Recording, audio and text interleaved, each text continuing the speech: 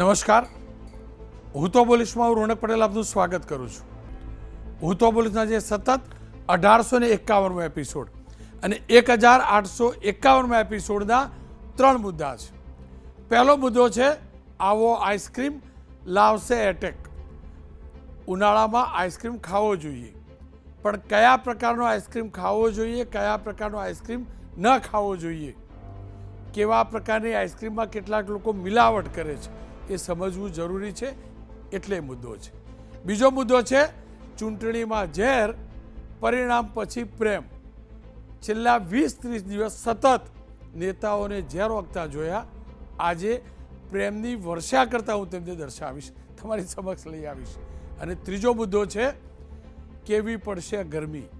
કાળઝાળ ગરમી પડી રહી છે, પણ હવેના દિવસોમાં કેવી ગરમી પડશે, અંબાલાલ પટેલે શું આગાહી કરી છે, હવામાન વિભાગે શું આગાહી કરી છે, એ છેલ્લે જોઈશું. પણ શરૂઆત આપણને ઠંડા ઠંડા કુલ રાખનાર એ મીઠા આઈસ્ક્રીમની વાતથી.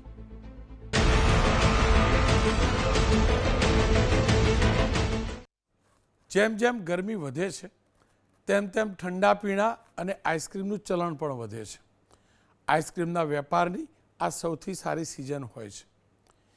હું જરાય આ કાર્યક્રમ એ આઈસ્ક્રીમ કે સાચા અર્થની અંદર નુકસાન કરતા નથી કે મિલાવટવાળો નથી એના માટે નથી કરી રહ્યો, પણ આપણે તમામ લોકો જાણીએ છીએ જ્યાં દૂધથી લઈ પનીર અને ઘી પણ મિલાવટી મળતું હોય તો આઈસ્ક્રીમ માટે પણ વિચારવું અને સમજવું તો જોઈએ.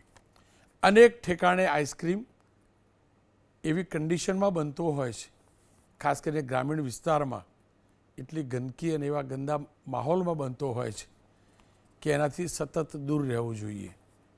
પણ ગ્રામીણ વિસ્તાર અને ખાસ કરીને ગરીબ વસ્તીના લોકો આઈસ્ક્રીમ એવો સસ્તો ખાય છે, બીમાર પણ પડે છે. આજે વાત એટલા માટે કરી રહ્યો છું કે સુરતની અંદર જાણીતા આઈસ્ક્રીમ પાર્લરના સેમ્પલ કોર્પોરેશને લીધેલા. સુરત મહાનગરપાલિકાના આરોગ્ય વિભાગે આઈસ્ક્રીમ પાર્લરમાં ચેકિંગ કર્યું. પ્રીમિયમ ભાવે વેચાતા આઈસ્ક્રીમમાં પણ ગુણવત્તા ન જળવાઈ 2 મોટા આઈસ્ક્રીમ પાર્લરોના સેમ્પલ સબસ્ટાન્ડર્ડ જાહેર થયા. આઈસ્ક્રીમમાં મિલ્ક ફેટનું પ્રમાણ ધારાધોરણ કરતાં ઓછું મળ્યું.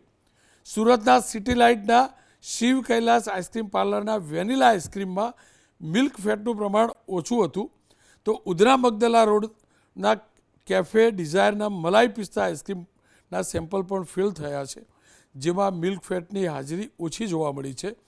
ઓછા મિલ્ક ફેટથી પોષણનો અભાવ અને પાચન તંત્રને નુકસાન થાય છે, કારણ કે આઈસ્ક્રીમમાં મિલ્ક ફેટની જગ્યાએ ટ્રાન્સ ફેટનું પ્રમાણ વધારે હતું, જેમાં વનસ્પતિ ઓઇલ અને પામ ઓઇલનો ઉપયોગ કરવામાં આવે છે. ટ્રાન્સ ફેટથી કોલેસ્ટ્રોલ વધે છે અને એના જ કારણે હાર્ટ એટેક અને નળીઓ બ્લોક થવાનું જોખમ વધતું હોય છે. ફૂડ સેફ્ટી એક્ટ 2006 હેઠળ લાયસન્સ રદ કરવા અને કોર્ટ કેસની કાર્યવાહી કરવામાં આવી શકે છે. જે શિવ કૈલાસ આઈસ્ક્રીમ પાર્લરના વેનીલા આઈસ્ક્રીમના નમૂના ફેલ થઈ ગયા, ત્યાં એબીપી અસ્મિતાની ટીમ પહોંચી હતી. શિવ કૈલાસ આઈસ્ક્રીમ પાર્લરના સંચાલકે આઈસ્ક્રીમના સેમ્પલ ફેલ ગયાનું સ્વીકાર્યું અને ફરીથી આવી ભૂલ નહીં થાય તેવી પણ વાત કરી છે.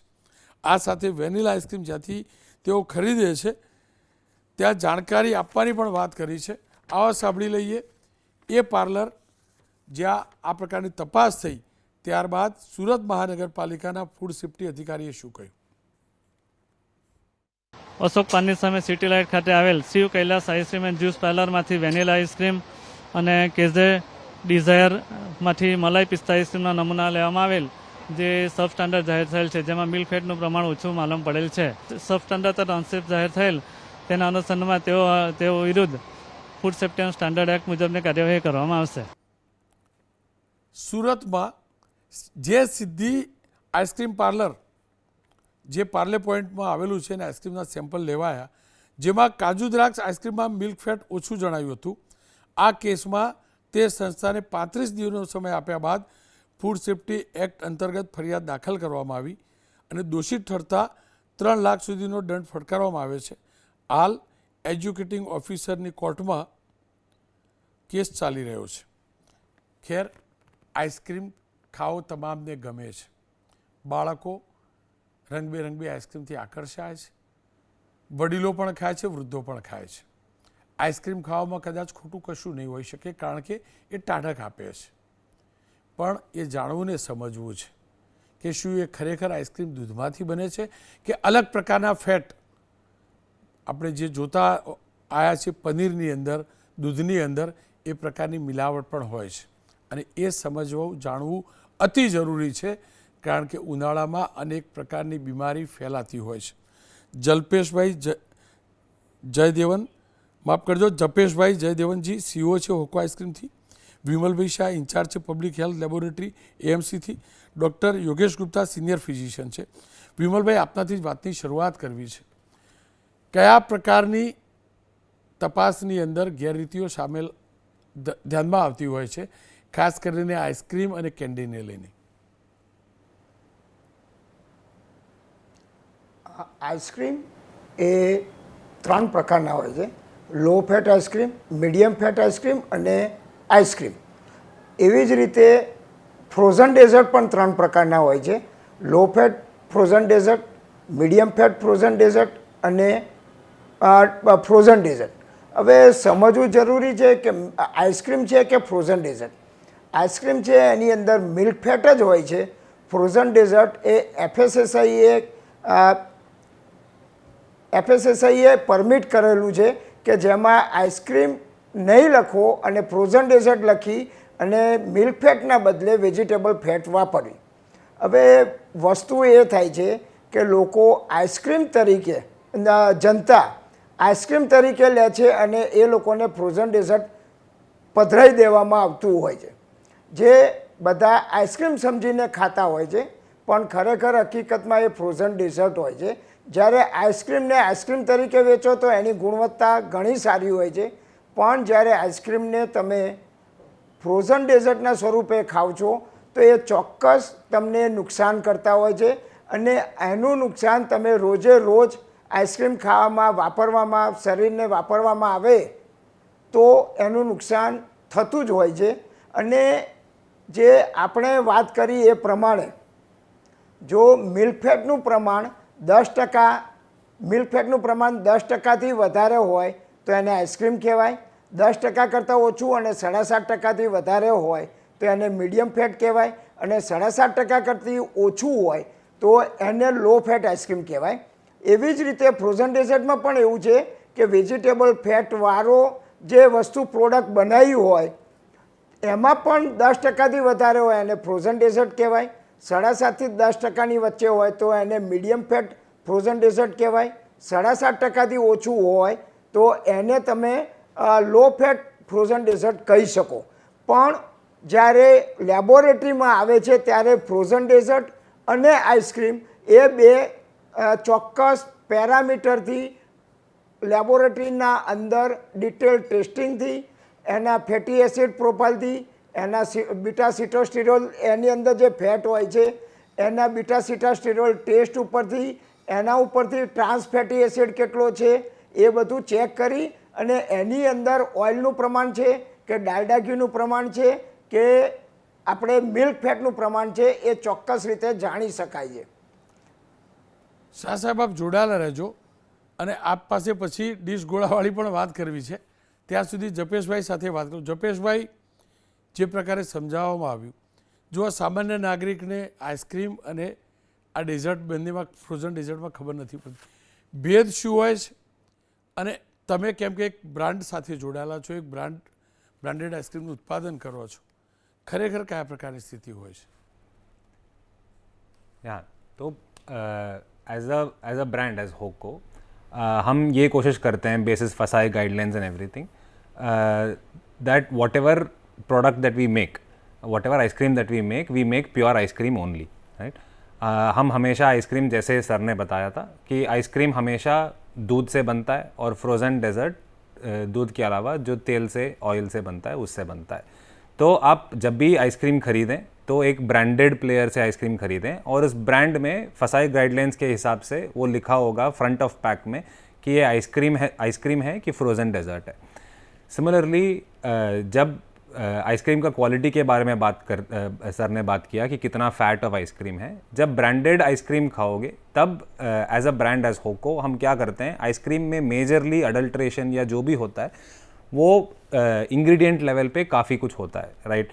जैसे दूध, बटर, क्रीम, मिल्क पाउडर, ये सब में खास करके काफ़ी सारा अडल्ट्रेशन का पॉसिबिलिटी है। तो as a branded player as होको हम ये कोशिश करते हैं कि जो भी प्रोडक्ट, जो भी वेंडर से हमारा सैंपल आए या हमारा रॉ मटेरियल आए, उसको हम अलग अलग तरीके से टेस्ट करते हैं, गैस क्रोमेटोग्राफी टेस्ट करते हैं कि उस दूध या मिल्क पाउडर या बटर या क्रीम में कोई अडल्ट्रेशन ना हो और सिर्फ दूध का फैट प्रोफाइल हो उसमें। वो टेस्ट करने के बाद ही हम आइसक्रीम में यूज़ करते हैं। आइसक्रीम क्वालिटी तरीके से अपने प्रोडक्शन में बनता है and temperature controlled supply chain से वो एंड कंज्यूमर तक पहुंचता है, राइट। तो एज अ कंज्यूमर इतना जाने, बस ब्रांडेड आइसक्रीम लें एंड उस ब्रांडेड आइसक्रीम में चाहे हर ब्रांड के पास सारे प्राइस रेंज का आइसक्रीम मिलता है, 10 रुपये से लेके 5 रुपये से लेके 200 रुपये तक हमको सारे आइसक्रीम का प्रोडक्ट मिलता है। तो प्राइस के हिसाब से ना जाएं लोकल प्लेयर से या जो हम जानते नहीं हैं उनसे, और ब्रांडेड प्रोडक्ट इसीलिए लें ताकि वो ब्रांड सारे गाइडलाइंस फॉलो करते हैं एंड कंज्यूमर्स को उस हिसाब से वो साफ साफ बताते हैं कि प्रोडक्ट में क्या, किस प्रोडक्ट से आइसक्रीम बनता है कि नहीं बनता। जबेश भाई, प्राइस में कितना फ़र्क होता है जो डेजर्ट फ्रोज़न आइसक्रीम की बात करते हैं वो और मिल्क आइसक्रीम में? ये एक्चुअली काफ़ी सिंपल है। अभी आप आज के मार्केट में देख लीजिएगा, आज के मार्केट में बटर करीबन 500 रुपये से लेके 600 रुपये किलो में बिकता है। बटर में 82%, 80 से 82% मिल्क फैट होता है। ऑन द अदर हैंड जो तेल होता है, टिपिकली पाम ऑयल जो होता है, वो अभी वॉर चल रहा है, इसके वजह से वो आई थिंक 150 रुपये में आज के रेट में मिलता है। अगर वॉर नहीं होता तो 130-120 रुपीज़ में मिल रहा होगा पाम ऑयल या फिर जो भी तेल यूज़ करते हैं। तो between ice cream and frozen dessert, ice cream का जो रॉ मटेरियल है वो which is majorly butter and cream, जो फैट का सोर्स है, वही 3 गुना ज़्यादा महंगा होता है पाम ऑयल को कंपेयर करते हुए। तो आइसक्रीम डेफिनेटली हल्का सा महंगा होगा ही, बट वो एक्चुअल आइसक्रीम है। अपना देश में दूध का इतना, we are the largest producers of milk, हम दुनिया के सबसे नंबर 1 पे आते हैं दूध बनाने में। तो आइसक्रीम भले वो 3 गुना ज़्यादा भाव है बटर या क्रीम, एंड कंज्यूमर प्राइस में इतना ज़्यादा फ़र्क नहीं होता है। जो हम 5 रुपये का या 10 रुपये का प्रोडक्ट हम बनाते हैं वो कॉस्ट टू कॉस्ट या फिर लॉस में भी बनाते हैं, तो कि कंज्यूमर को हम अच्छा प्रोडक्ट खिला सके और अच्छा इंग्रेडिएंट का प्रोडक्ट खिला सके। जो प्रॉफिट मार्जिन है वो हम महंगी प्रोडक्ट में हम कमा लेते हैं ताकि वो बैलेंस रहे। But as a ice cream maker, as an ice cream brand, definitely cost जो जाता है आइसक्रीम में वो 3 गुना ज़्यादा होता है कॉस्ट में compare to a frozen dessert brand. Jabesh भाई, देखिए हर कोई तो देखता नहीं है, इंग्लिश पे लिखा होता है ज़्यादातर कि आइसक्रीम है, फ्रोज़न डेजर्ट है। ऐसे में टेस्ट से तो पता चल सकता है, टेस्ट में क्या फ़र्क होता है?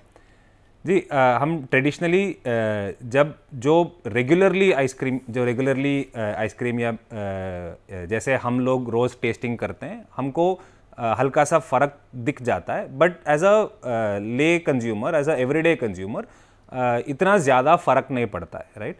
बट अगर हम घर पे हम गुलाब जामुन घी में अगर बनाते हैं या फिर तेल में बनाते हैं, हल्का सा फ़र्क तो पड़ जाता है। तो दूध में जो बना है आइसक्रीम वो काफ़ी ज़्यादा क्रीमियर, काफ़ी रिचर टेक्सचर एंड काफ़ी टेस्टियर भी होता है because of it being creamy and full of milk fat.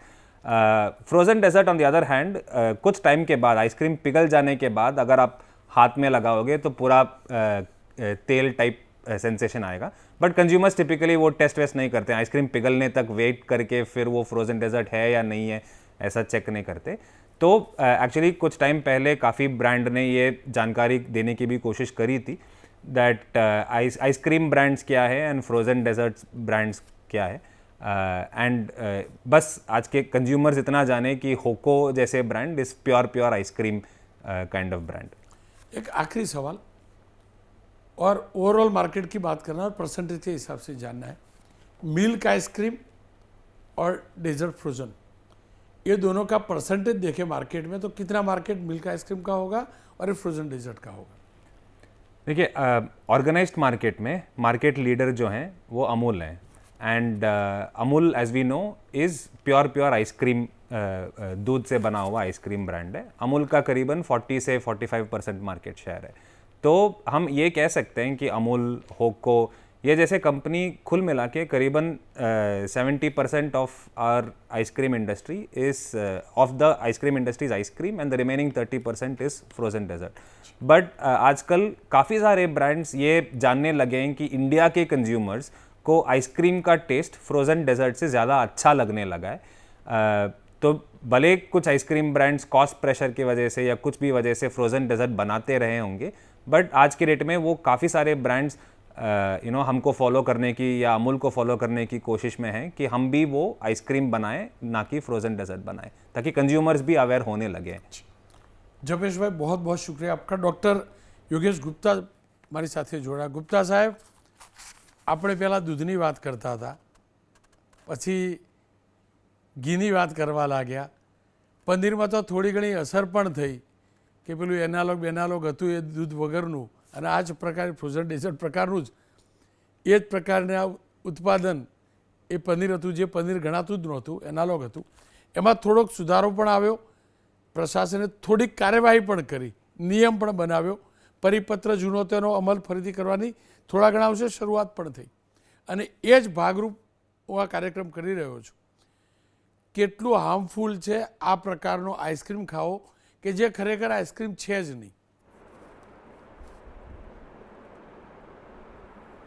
રોનકભાઈ, છેલ્લા 2-2.5 વર્ષથી આપણે જે પ્રોગ્રામ ચલાવી રહ્યા છીએ એની અંદર મને તમે એક સવાલનો જવાબ કદાચ આપણા દર્શક મિત્રો આપશે ને તો વધારે સારું લાગશે કે 2-2.5 વર્ષની અંદર આપણે ઘી અડલ્ટ્રેટેડ જોયું, દૂધ ભેળસેળવાળું જોયું, માવો ભેળસેળવાળો જોયો, પનીર ભેળસેળવાળું જોયું, તો તમને શું લાગે છે કે આ આઈસ્ક્રીમ બનાવનારો આપણને સાચી વસ્તુ આપતા હશે?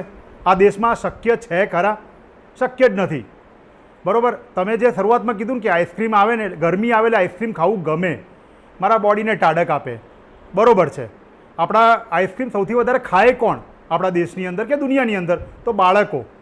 હવે વિચારો કે આઈસ્ક્રીમ ઉત્પાદકો કે લોકલ બ્રાન્ડ હોય કે ઇન્ટરનેશનલ બ્રાન્ડ હોય, આપણું FSSAI, એ લોકોનું કામ છે કે મારા સુધી કે મારા બાળક સુધી ઝેર ના પહોંચવું જોઈએ, પણ એ લોકોમાંથી કોઈને મેં આજ દિન સુધી લેબલ માટે ફાઇટ કરતા નથી જોયો કે દરેક આઈસ્ક્રીમ ઉપર ફ્રન્ટ પર લેબલ પર આવવું જોઈએ કે આ આઈસ્ક્રીમ છે કે ફ્રોઝન ડેઝર્ટ છે, પાછળ એક નાના ખાબોચલામાં મૂકી દે કે આ ફ્રોઝન ડેઝર્ટ છે।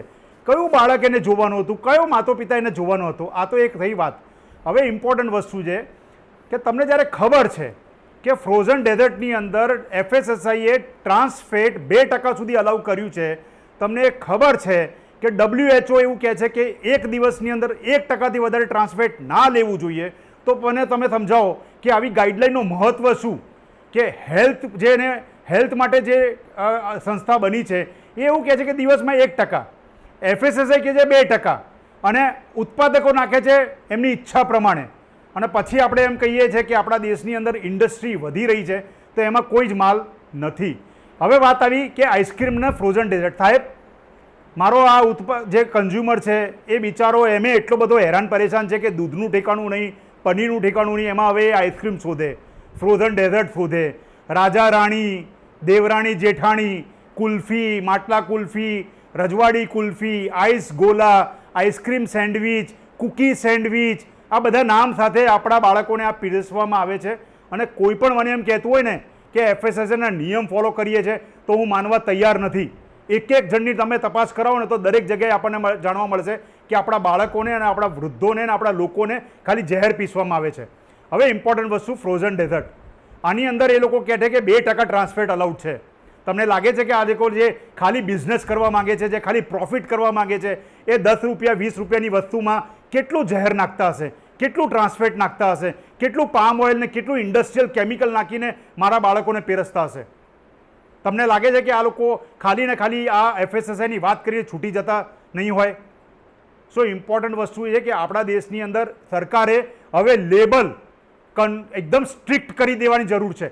દરેક ખાદ્ય પદાર્થ ઉપર લેબલ ફ્રન્ટ પર આવવું જોઈએ। જેટલું મોટું નામ છે ને, વાડીલાલ કે હેવમોર કે હોક્કો કે અમૂલ કે પછી કોઈ પણ લોકલ બ્રાન્ડ, તો ઉપર લેબલ આવવું જોઈએ કે આ આઈસ્ક્રીમ છે કે ફ્રોઝન ડેઝર્ટ છે. પાછળ મોટા અક્ષરે આવવું જોઈએ કે એનું મેઇન ઇન્ગ્રીડિયન્ટ મિલ્ક ફેટ છે કે પામ ઓઇલ છે કે વનસ્પતિ ઓઇલ છે. ત્યારે કદાચ હું સમજીશ કે મારી સરકાર સ્ટ્રિક્ટ છે અને આપણા માટે જાગૃત છે. બાકી નહીતર ઇન્ડસ્ટ્રીનું પ્રેશર, સ્લો FSSAI રેગ્યુલેશન આપણને ખાલી ને ખાલી ઝેર પીરસતું રહેશે. ડૉક્ટર સાહેબ, નુકસાન કેટલું થાય, સ્વાસ્થ્ય માટે કેટલું ઘાતક? હવે ટ્રાન્સફેટ જે છે ને એ તમે 2%, કેમ WHO ને 1% માટે કીધું છે? કેમ ટ્રાન્સફેટ એટલે સૌથી વધારે એટલું ફેટ છે જે મારા જે લોહીની નળી છે ને એની અંદર એક ક્લોગિંગ કરી નાખે, એટલે કે એને બ્લોક કરી નાખે. હવે છેલ્લા 6 વર્ષથી તમે રોનકભાઈ સાચું કહો, કેટલા માતા પિતાઓએ આપણને ફોન કરીને કીધું હશે કે યાર હાર્ટ એટેક ને હાર્ટ અરેસ્ટ કેટલું શું છે, મારા બાળકને જોખમ તો નહીં હોય ને? ગર્ભા વખતે કાર્ડિયક અરેસ્ટ આપણને યાદ આવે છે યુવાનોમાં? આપણે વાતો તો મોટી મોટી કરીએ છીએ, ડરવાના નાટક પણ કરીએ છીએ, પણ જ્યારે આપણે WHO ને ફોલો કરવાની વાત કરીએ અને ડૉક્ટરને ફોલો કરવાની વધારે વાત નથી કરતા. ટ્રાન્સફેટની અંદર મારા બાળકોની આંટરી જ્યારે એ ખાવાનું ચાલુ કરે ને, આ 3 મહિના 4 મહિના એ ટ્રાન્સફેટ ખાશે એટલે એની નળીઓ અંદરથી બ્લોક થવાની ચાલુ થાય. એ જ્યારે બ્લોક થતી જાય ત્યારે 10 વર્ષે 15 વર્ષે એની નળીઓ બ્લોક થાય એટલે એને હાર્ટ એટેક નાની ઉંમરમાં આવવા લાગે, એની કાર્ડિયક અરેસ્ટ નાની ઉંમરમાં આવવા લાગે, એને બ્રેઇનનું સ્ટ્રોક નાની ઉંમરમાં આવવા લાગે. આ તો થઈ 10-15 વર્ષની સાહેબ. પણ જ્યારે હું ચાલુ કરું ને ટ્રાન્સફેટ ખાવાનું, ત્યારે મારા અંદરનું જે આંતરડું છે ને એની જે દીવારો છે ને એ ખરાબ થવાની ચાલુ થાય. એટલે મારા બાળકનું આંતરડું પહેલાંથી ખરાબ થાય અને એના પછીથી એને સૌથી વધારે સ્થૂલતા આવે. મારો પ્રાઇમ મિનિસ્ટર એવું કહે છે કે આપણે ઓબેસિટી સામે ફાઇટ કરવાની જરૂર છે. હું ઓબેસિટી સામે ફાઇટ કેવી રીતે કરું? 10,000 સ્ટેપ ચાલુ તો 400 કિલો કેલરી બળે છે ખાલી. એક આઈસ્ક્રીમની અંદર મને વિચારો કેટલી કિલો કેલરી મળે છે અને મારા પેટની અંદર અને મારા સ્થૂલતા પર કેટલો ફરક પડે છે. સો આ તો એની નજીવી, આ તો એની ઇમ્પોર્ટન્ટ સાઇડ ઇફેક્ટ છે. હવે બીજી વાત, જ્યારે આ ટ્રાન્સફેટ બને ને, એટલે કે વેજીટેબલ ઓઇલ અને પામ ઓઇલ જ્યારે બનાવીને એ લોકો આઈસ્ક્રીમમાં નાખે, ફ્રોઝન ડેઝર્ટ બનાવે, એટલે એની અંદર કેમિકલ આવે. આ કેમિકલ છે ને એ કેન્સર બનાવવા માટે બહુ જ ઇમ્પોર્ટન્ટ છે. આ જે કેન્સરો વધ્યા છે ને આપણા સોસાયટીમાં, આપણા આયુષ્માનના તમે ફિગર જુઓ, કેટલા બધા કેન્સરના દર્દીઓ થઈ ગયા ગુજરાતની અંદર. ક્યાંથી આવે આ કેન્સર? આ કેન્સર આવે કેમ કે ખાદ્ય પદાર્થની અંદર આપણે વેજીટેબલ ઓઇલ, પામ ઓઇલ અને ઇન્ડસ્ટ્રીનું કેમિકલ વાપરવા દઈએ છીએ આ લોકોને, અને એ લોકોને છૂટછાટ આપીએ છીએ. 3 લાખ પર છૂટી જાય એટલે કેવું ચાલે સાહેબ? કેટલા લોકો બીમાર પડ્યા હશે? 10 રૂપિયાની આઈસ્ક્રીમ 15,000નો ખર્ચો, અને 10 રૂપિયાની આઈસ્ક્રીમ લાખમાં એક જણનો જીવ લે ને તો પણ બહુ મોટી વાત છે. ડૉક્ટર સાહેબ, આપ જોડાયેલા રહેજો. આઈસ્ક્રીમ બાદ હવે ડીશ ગોળાની અને બરફની વાત કરી લઉં. દુનિયાભરના ડીશ ગોળા અને બરફ આપણને લલચાવે પણ છે, ઠંડક પણ આપે છે, પણ આપણે જાણીએ છીએ કે જે બરફ હોય છે એ ખરેખર ખાદ્ય બરફ હોય છે કે ઇન્ડસ્ટ્રીયલ બરફ હોય છે. મને જે જાણકારી છે એ પ્રકારે પ્યોર ખાદ્ય બરફ બનાવવાવાળી એટલી આઈસ ફેક્ટરીઓ નથી જેટલો વપરાશ વધે છે. હવે મને એટલું કહો, સ્પેશિયલ ઉનાળા માટે તો આઈસ ફેક્ટરીઓ બનતી નહીં હોય ખાદ્ય પદાર્થવાળી, જે ઇન્ડસ્ટ્રીયલ હશે એ જ હશે. કોઈ ઉનાળા માટે કે ડીશ ગોળા માટે તો કોઈ ફેક્ટરી ચાલુ કરતું નથી, તો 365 દિવસ માટે રાખે છે. તો પછી બરફ આવે છે કયો? પહેલો મુદ્દો. બીજો મુદ્દો, લાલ, લીલા, પીળા એકદમ ક્લાસ લાગતા આપણને બરફના ગોળા કલર, એ શું ખરેખર ખાદ્ય છે કે સિન્થેટિક કેમિકલમાંથી બને છે? સાથે જ પેલી મસ્ત મજાની ક્રીમ નખેલી હોય અને આપણે સટાકા માર્યા રાખીએ, શું ખરેખર એ આરોગ્ય માટે ટાઢક તો આપે છે, પણ જે સ્થિતિમાં બને છે એ ખરેખર હેલ્ધી છે કે નહીં? શાહ સાહેબ મારી સાથે જોડાયા છે. શાહ સાહેબ, કેટલો ખાદ્ય બરફ બનતો હશે અને કેટલો ઇન્ડસ્ટ્રીયલ બરફ બનતો હશે? આપ શું માનો છો? આપ તો AMCમાં છો, મોટા મોટી કોર્પોરેશનમાં છો. આ ગોળાવાળા, ડીશવાળા ખરેખર ખાદ્ય બરફ વાપરે છે? આ બરફ જ્યારે મારી પાસે જે સેમ્પલ એનાલિસિસમાં આવે છે ત્યારનું હું તમને કહી શકું, પણ કેટલું બને છે અને કેવી રીતે બને છે એનો તો હું સ્પષ્ટ અભિપ્રાય ના આપી શકું, એટલા માટે કે હું લેબોરેટરી સાથે જોડાયેલો છું. હું ફૂડ સેફ્ટી ઓફિસર કે ફિલ્ડ માટે જોડાયેલો નથી. બીજી વસ્તુ કે જ્યારે મારી પાસે સેમ્પલ એનાલિસિસમાં આવે ત્યારે એ સેમ્પલમાં કેટલા પ્રમાણમાં માઇક્રોબાયોલોજીકલ પેરામીટરથી કયા પ્રકારના અંદર છે એ ચેક કરવામાં આવે છે. એ સિવાય એનું પીએચ, એની કન્ડક્ટિવિટી, એની અંદર ટોટલ સોલ્યુબલ સોલિડ, એ સિવાય એની અંદર આવતા બીજા કેટલાક પેરામીટરો જે મિનરલ વોટર અને પેકેટ ડ્રિંકિંગ વોટરના જે સ્ટાન્ડર્ડ્સ હોય એ પ્રમાણે અમારે ત્યાં ચેક કરવામાં આવતું હોય છે. રહી વાત એની અંદર નાખવામાં આવતા સિન્થેટિક કલરની, તો સિન્થેટિક કલર માટેના સ્ટાન્ડર્ડ, સિન્થેટિક સિરપ માટેના સ્ટાન્ડર્ડ એ નક્કી છે. એમાં મિનિમમ 65% તમારી સુગરનું પ્રમાણ હોવું જોઈએ, તેમજ એની અંદર કલર 100 ppmથી વધારે કલર ના હોવો જોઈએ, જે આપણે FSSAIના ધારાધોરણ પ્રમાણે હોવું જોઈએ. એના કરતાં ઘણી વખત એમાં કલર વધારે નાખવામાં આવતો હોય છે, જેના લીધે આપણે લાંબો ઉપયોગ કરવાથી એમાં આપણને કેન્સર જેવા અથવા તો પેટમાં દુખાવાના કે પેટને લગતી બીમારીઓના આપણે એને નોતરીએ છીએ.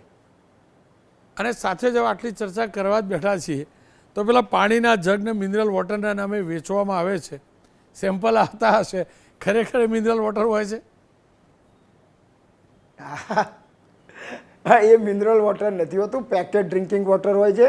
અને બીજી વસ્તુ, પેકેટ ડ્રિંકિંગ વોટર અને મિનરલ વોટર વચ્ચે બહુ તફાવત છે અને બંનેના પેરામીટર પણ જુદા જુદા છે FSSAIની ગાઈડલાઈન પ્રમાણે. હવે જો ટાઢકની જ વાત કરીએ છીએ તો કેરીના રસની પણ તો વાત કરી લઈએ ને. આ ઉનાળામાં પેલા મોટા મોટા ટીન ને બધું આવે કેરીનો રસ, એ ખરેખર કેરીનો રસ હોય? એક જ દિવસે બધું લઈ લીધું. લઈ લો, પૂરું કરું ને. આજે તો લોકો સાચું ને ઉનાળો શરૂ થાય. હા, કેરી, કારણ કે જો ફૂડ પોઈઝનિંગના બહુ બધા કિસ્સા આવે ઉનાળાની અંદર, દુનિયાભરના કિસ્સા ફૂડ પોઈઝનિંગના આવે. ફૂડ પોઈઝન, ક્યાંક ક્યાંક પેલી મલાઈ, ક્રીમ મલાઈ ખાધી હતી, ક્યાંક ક્યાં શ્રીખંડ ખાધો હતો, ક્યાંક ક્યાં આમરસ ખાધો હતો. આ ખરેખર આમરસ જે ભાવ જોઈએ ને મોટા ભાઈ, તો પછી એમ થાય કે બને કેવી રીતે, એટલે જાણો ખરેખર શું આવતું હોય. કેરીનો રસ નોર્મલી આપણે કેરીનો રસ જે જૂની પદ્ધતિ પ્રમાણે આપણે ગોરીને આપણે ચાળીને પછી એવી રીતે લેતા હતા, પણ હવે એ લોકોએ બનાવવાનું બંધ કરી દીધું. રોનકભાઈ, એમને બધાએ બંધ કરી દીધું અને બધાને હવે તૈયાર ઉપર થઈ ગયા, મિક્સરમાં વાપરતા થઈ ગયા. એટલે એની અંદર પાણી આવે એટલે એની અંદર ખાંડ નાખવી પડે. પાણીને ખાંડ નાખો એટલે એને તમારે બરાબર ના દેખાય એટલે તમારે એને કલરનો ઉપયોગ કરવો પડે. એ ના ફાવે. હવે આપણે પાણીવાળો રસ ના કરવો તો કે આપણે દૂધ નાખો એટલે મેંગો મિલ્કશેક બનાવો. આ આવી બધી પ્રક્રિયાઓ થઈ છે. કોઈને રૂઢિગત રીતે કેરીનો રસ નથી બનાવવો, પણ તૈયાર જ હવે બધાને લેવો છે. બીજી વસ્તુ, આ તૈયાર જે કેરીના રસ આવે છે એ 1 કિલો 2 કિલોના પેકિંગમાં આવે. એ પેકિંગમાં સ્વચ્છ વાસણની અંદર પેકિંગમાં મોટી મોટી કંપનીઓ કે મોટી દુકાનોવાળા કરતા હોય છે. પણ જ્યાં આગળ 10 કિલો 35 કિલો 20 કિલો એવાના જે પેકિંગમાં આવે છે, એ કેટલું ધોવાય છે અને કેટલું સાફ થાય છે વાસણ, એ આપણને ખબર પડતી નથી. બીજું કે જ્યારે આવું કેટરિંગમાંથી આવો માલ જતો હોય છે ત્યારે જે જગ્યાએ પીરસવાનો હોય ત્યાં આગળ એ લોકો એને ઠંડા વાતાવરણમાં રાખે છે કે નથી રાખતા, કેવી કન્ડિશનમાં રાખે છે, ગરમીમાં છે કે ઠંડીમાં, એ પણ સચવાતું નથી. એના લીધે ફૂડ પોઈઝનિંગના ચાન્સ વધે છે. કોઈક વખત ઠંડુ હોય, કોઈક વખત ગરમ હોય, કોઈક વખત દૂધની સાથે હોય, કોઈક વખત નોનવેજ સાથે હોય. એવી રીતે જુદું જુદું વાતાવરણ ભેગું થતું હોય એટલે એમાં ખબર નથી પડતી કે આ નોનવેજના લીધે છે કે કોઈ બીજી પ્રોડક્ટ, મિલ્ક પ્રોડક્ટના લીધે છે કે કેરીના રસના લીધે છે. એ જસ્ટિફાઈ નથી થતું.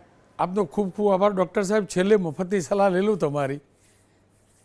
સાંજ પડે હું જવાનું, કદાચ તમે જવાના બરફ ગોળો ખાવા, અને બધે લખેલો પેલા મિનરલ વોટરવાળો બરફ ક્યાંક હશે બી ખરો, હું ના નહીં પાડતો, પણ ખરેખર તમારા અનુભવના આધારે મને કહો, ફૂડ પોઈઝનિંગ, આ પ્રકારના બરફ ગોળો ખાવાથી તકલીફ જે પણ થતી હોય એ પ્રકારના કેસ કેટલા વધે છે આ સિઝનમાં? એટલે એનાથી સીધું ગણિત જ ગણાઈ જાય. એટલે રોનકભાઈ, સાહેબ કદાચ અત્યારે પોસ્ટ પર છે ને એટલે બોલી ના શક્યા, પણ હું તમને 3 વસ્તુ કહી, તેનાથી તમને ઘણી બધી વસ્તુ ખબર પડી જશે. એક 2018ની અંદર એક સર્વે થયેલો જેમાં 94% આઈસ ગોલા અને સ્ટ્રીટ વેન્ડર્સ જે આઈસ ગોલા વેચતા હતા ને એ સેમ્પલો ફેલ થયા હતા 94%. અને તમે જાણીને આશ્ચર્ય થશે 75% એ સેમ્પલમાં કોલાઈ નામક બેક્ટેરિયા એટલે કે જે ઝાડામાં હોય ને એ બેક્ટેરિયા મળી આવ્યો હતો. એટલે વિચારી શકો છો કે પાણી કયો યુઝ કર્યું હશે 75% સેમ્પલની અંદર. બીજી વસ્તુ 90% સેમ્પલ્સ જે હતા એ બધા ઇન્ડસ્ટ્રીયલ આઈસના હતા. હવે ઇન્ડસ્ટ્રીયલ આઈસ જે છે ને એ ખોરાક માટે નથી હોતી, એ ખાદ્ય વસ્તુ માટે નથી હોતી, એ કુલિંગ માટે હોય છે, બરોબર. હવે ત્રીજી વસ્તુ, FSSAIના નિયમ પ્રમાણે જે ઇન્ડસ્ટ્રીયલ આઈસ હોય ને એના ઉપર એ લોકો એક ઇન્ડિગો કેરેમાઇન અને બ્લુ કલરનું કલર લગાવવું પડે, જેથી કે લોકોને ખબર પડે કે આ ઇન્ડસ્ટ્રીયલ આઈસ છે, નાકી ખાદ્ય પદાર્થવાળું આઈસ છે, જે તમને કદાચ ક્યાંય જોવા નહીં મળે. હવે આ કોલાઈ એટલે શું? એ મારા લેટ્રિનમાં હોય ત્યાંથી વાંધો નહીં, પણ જો એ મારા ખોરાકમાં આવી જાય અને હું એને ખાઈ લઉં ને, એટલે મારા અત્યારે હું તમને કહું 1 મહિનાની અંદર સૌથી વધારે જોન્ડિસના પેશન્ટો, સૌથી વધારે ટાઇફોઇડના પેશન્ટો, સૌથી વધારે ડાયરિયા વોમિટિંગના પેશન્ટો જોવા મળે, અને બાળકોની અંદર સૌથી વધારે અર્ટિકેરિયા એટલે કે ચાંટા ચપકા થઈને ઈચિંગના પેશન્ટો જોવા મળે છે. હવે આ 4 વસ્તુઓ આ 3 મહિનામાં સૌથી વધારે જોવા મળે, પણ આપણે ક્યારે એના ઉપર એવું નથી લખી શકતા એઝ અ ડૉક્ટર કે આ આઈસ ગોલા ખાવાના કારણે થયું છે. જો હું લખતો થઈ જાઉં ને તો આઈડિયલી ગવર્મેન્ટના નિયમ પ્રમાણે એ આઈસ ગોલા વેચનારને આની અંદર તમારે ક્રિમિનલ અટેક કેસમાં નાખવો પડે. સો તમારી વાતમાં ઇમ્પોર્ટન્ટ વસ્તુ એ છે કે આપણા ત્યાં અમદાવાદની અંદર આ સર્વે કરવા માટે રોકે છે કોણ આ લોકોને? જી ખેર ડૉક્ટર, આપનો ખૂબ ખૂબ આભાર. ખેર ફરી એકવાર કહું છું, મને કોઈ અધિકાર નથી તમને એવું કહેવાનો કે આઈસ્ક્રીમ ના ખાતા, તો રેડીમેડ રસ ના લાવતા, બરફગોળો ના ખાતા. હું પણ ખાતો હશું, પણ હા, કાર્યક્રમનો હાર્દ એ છે કે જ્યારે આઈસ્ક્રીમ ખાઈએ છીએ તો ચોક્કસથી ચેક કરજો કે મિલ્ક આઈસ્ક્રીમ છે કે ફ્રોઝન ડેઝર્ટ.